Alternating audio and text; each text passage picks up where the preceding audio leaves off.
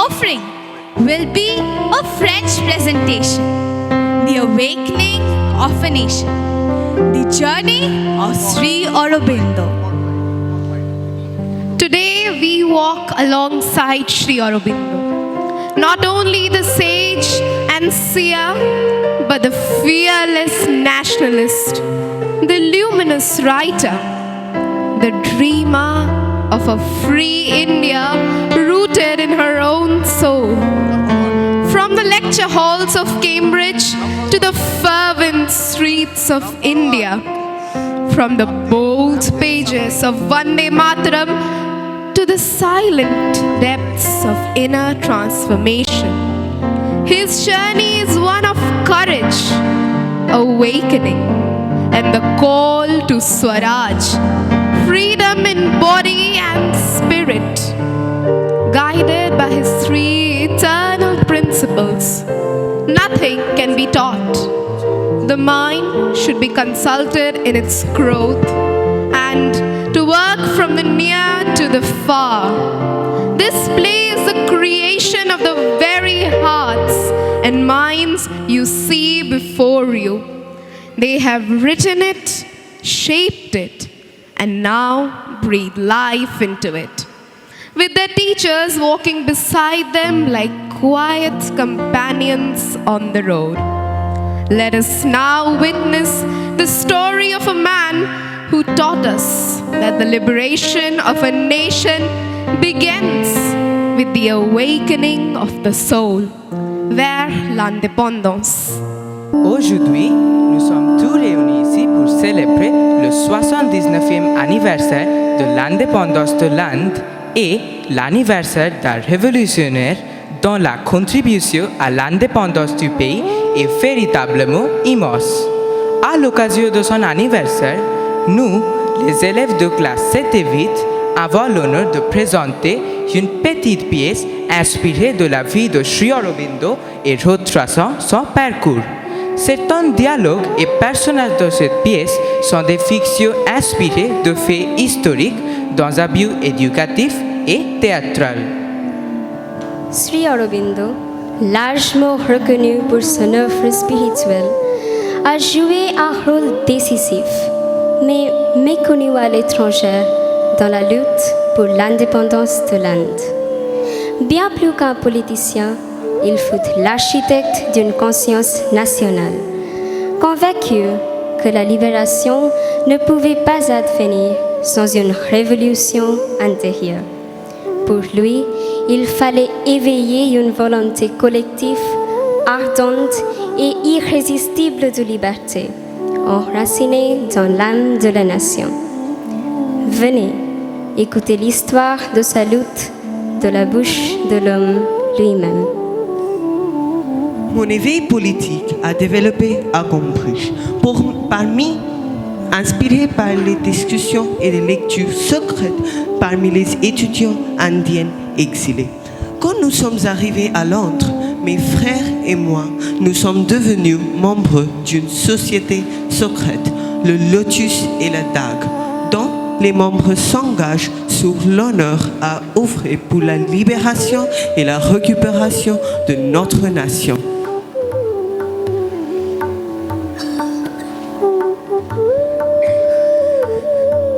La situation en Inde est terrible.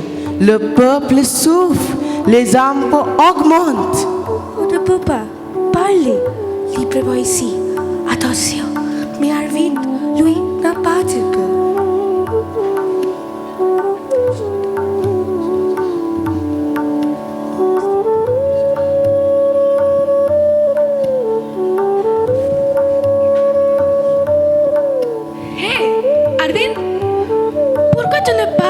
Ton examen d'équitation, tu as réussi tous les autres examens avec brio.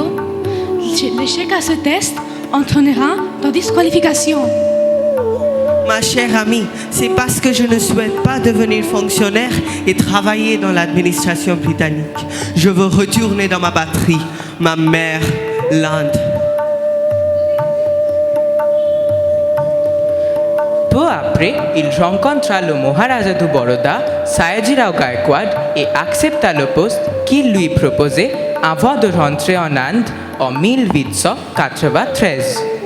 Vous êtes jeune mais instruit. Nous avons besoin de voix fortes pour élever notre peuple. J'accepte l'honneur, Maharaja, mais j'aimerais aussi enseigner, transmettre ce que j'ai appris. Alors faites-le, enseignez et écrivez. L'Inde a besoin de guides.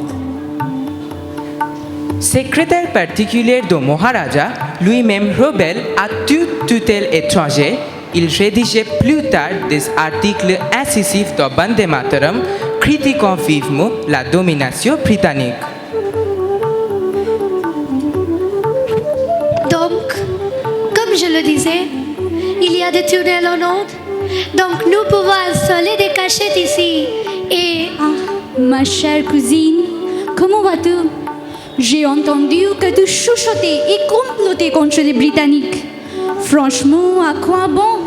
Ne vois-tu pas le travail merveilleux qu'ils ont accompli pour notre pays? non, Ils ont apporté l'ordre, une bonne gouvernance et enfin une véritable éducation. On a enfin appris à utiliser nos ressources à bon escient. Et franchement, que sont ces innombrables plats de riz et de curry que nous exigeons? À lunch, on mangeait des repas raffinés, des plats différents pour chaque moment de la journée. On commençait chaque matin par une tasse de thé chaud et on prenait des gourmandises élégantes. Pas seulement des beignets au yogourt, il y avait du goût, de la classe et du rythme. ce n'est pas vrai. Viens, assieds-toi, prends ce thé et abandonne tes petites conspirations. Crois-moi, une fois que tu auras abandonné ces manières indiennes indisciplinées, tu te retrouveras sur le chemin de la vraie civilité. Jagadamba, as-tu perdu la tête? Tu n'as vécu que quelques années en Angleterre et te voilà déjà venir à tout ce qui est indien. Tu t'habilles à l'européenne, tu parles comment? Et maintenant, tu oses mépriser la terre qui t'a vu naître? As-tu oublié qui tu es? As-tu oublié le pays qui t'a donné ton nom, ta langue, ton âme? Comment peux-tu tourner le dos à tout cela si facilement? Mais qu'est-ce que l'Angleterre t'a fait? Oh, toi et ton entêtement! Reste ici, enveloppé dans tes saris et tes épices, accroché à tes traditions poussiéreuses, pendant que l'Angleterre conquiert le monde. Non, les conséquences de la domination britannique sont bien plus graves que je ne le pensais auparavant. L'imposition d'une culture étrangère, l'imitation de l'Europe et le mercantilisme ont mis en danger l'identité de l'Inde. La classe moyenne, instruite et les intellectuels, fascinés par l'Angleterre, ont survenu à renier l'identité indienne. Malheureusement, c'est souvent le cas des jeunes qui reviennent d'Angleterre à la fin de leurs études. Ils ignorent leur propre culture. Ils ne la voient que comme une question de superstition et des coutumes désuètes. Pour l'Inde, le choix était impératif. Être libre ou périr en tant que nation. Oui, Dara. Qu'est-ce qui te passe? Tu devais parler anglais à l'école. C'est la langue des gens éduqués. Et notre propre langue alors?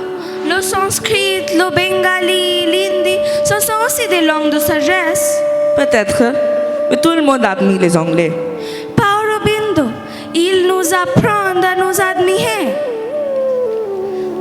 Pour Sri Aurobindo, il s'agissait de préparer le terrain à une action révolutionnaire. Convaincu que le devoir premier d'un peuple asservi était de conquérir sa liberté, même par la violence si nécessaire, il prend le temps de sonder l'état d'esprit du pays et d'anticiper les réactions des autorités. Quelle que soit la forme qui prendrait la lutte, insurrection, guérilla, révolte militaire ou résistance passive, elle devait s'appuyer sur le soutien du peuple tout entier.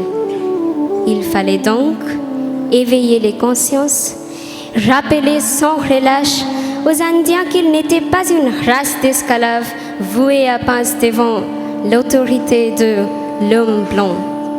Par ses écrits et ses discours, Sri Aurobindo chercha à inspirer, éveiller et unir les cœurs indiens dans une même volonté de liberté. Et avez-vous lu le récent article écrit par Arvind? Oui, il m'a beaucoup inspiré. J'ai commencé à lire ses écrits dans le journal Bande Mataram. J'ai ici l'édition récemment publiée du journal. Ah, permettez-moi de lire un extrait de la doctrine de la résistance passive. L'objectif de tous nos mouvements politiques est le Swaraj, ou liberté nationale. Nous, de la nouvelle école, ne plaçons pas notre idéal plus bas que le Swaraj absolu, l'autonomie telle qu'elle existe au Royaume-Uni. C'est un rêve vain de croire que ce que des autres pays ont conquis par la lutte et la bataille, par la souffrance et les larmes de sang, nous serons autorisés à l'accomplir facilement. Les pétitions ne nous rapprocheront pas d'un pouce de la liberté.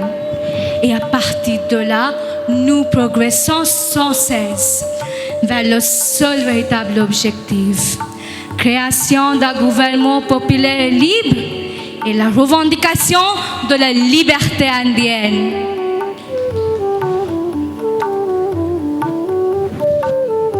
Mais notre indépendance se réalisera-t-elle hors de l'Empire? Là, une question dont le Congrès ne semble pas se préoccuper. Si les Anglais constituent un Indian jouissent d'une complète indépendance, quelle objection pourrait-on opposer à Yun? C'est là un empire fédéré au sein duquel les telles solutions? Ce n'est pas par haine de l'Angleterre que nous luttons pour la liberté, mais pour le salut de notre pays.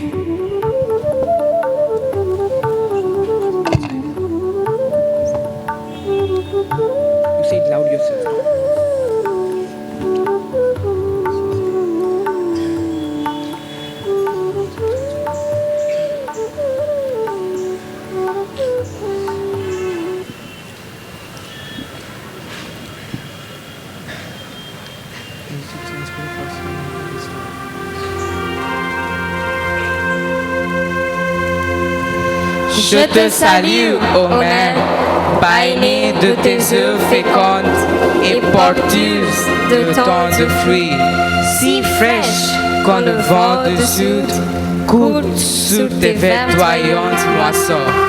Mère, aux nuits vibrantes de clarté de lune, trappée dans tes forêts d'arbres en fleurs. Mère, au rire éclatant, au parler si doux, source de joie, source de tous les dons. Qui ose dire que tu es faible, ô mère? Oh oui, nos tranchants des épées ont 2 fois 70 millions de balles et que ton dos redoutable résonne dans la clameur de 70 millions de voix. Mère, aux myriades de fosses qui nous sauvent du péril et repoussent les amis ennemis, je m'incline devant toi. Tu es la connaissance, tu es la loi, toi notre cœur, toi notre âme. Toi, la vie, le souffle qui nous anime. Toi, la force qui arme nos bras.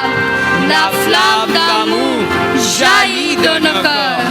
Dans tous les temples, comme en nous-mêmes, c'est ton image, ô mère, que nous modélons. Tu es Durga, brandissant ses 10 armes de guerre.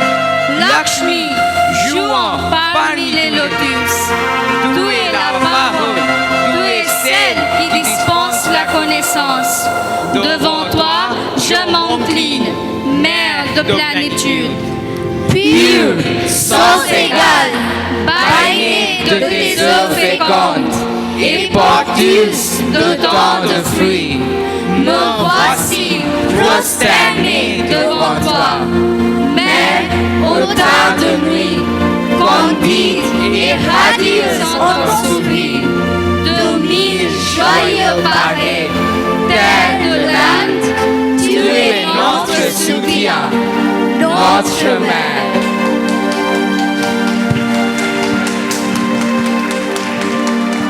Un, deux, trois. Vande Mataram!